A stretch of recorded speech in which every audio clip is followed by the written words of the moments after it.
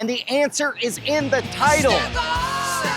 All right, the entire book boils down to one simple idea. You got two brains, possibly biologically, literally two different brains. I don't know where the science is at on this one. The fast thinking system is system one. When people ask which one is which, the fast one is your intuitive sense. That's your gut reaction. That's obvious stuff. System two takes a little bit longer, a few more calories to process, and usually comes up with the right answer. The book's filled with a bunch of experiments that prove that the intuitive system can be easily fooled. For example, a bat and a ball cost $1.10. The bat is $1 more than the ball. How much was the ball? Aha! A bunch of you guys got to the right answer, 5 cents and $1.05 respectively, but you had to engage your system two. Your gut wanted to blurt out 10 cents, but it was your system two that double-checked the math. Then there's the Linda experiment. In this one, they describe a hypothetical person named Linda who is outspoken, intelligent, and concerned with issues of social justice.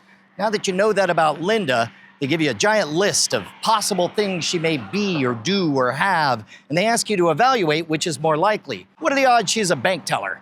And then later on is the question, what are the odds that she's a bank teller and a feminist? Because bank teller and feminist is more congruent with the story we've heard, System 1 says, well, that's got to be more likely, so people mark it as more likely. But if you think about it logically with System 2, that makes no sense. Think of the Venn diagram. You got the data set of all bank tellers, and only a slice of them are also going to be feminists. It can't be more likely that she would be both a bank teller and a feminist than just a bank teller. All right, so you got a bunch of examples so that people know you read the book. You need a hot take to prove that you know something they don't.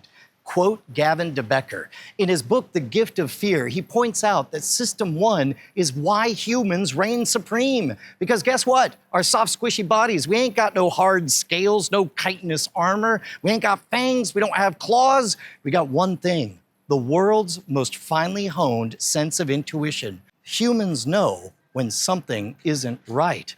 So yeah, System 1 is very easy to fool. You're gonna get a lot of false positives, but that's why humans won the game. The important part is that now you can fake, like you've read, Thinking Fast and Slow. Now, Future Brian's gonna come in and correct a bunch of stuff I said. Take it away, Future Brian.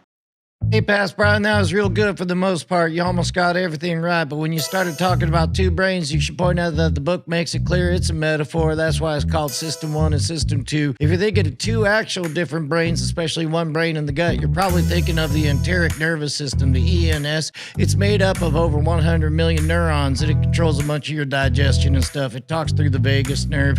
Hey, listen, I didn't want to be caught going to DuckDuckGo and typing in, is there a brain in my stomach? So I made sure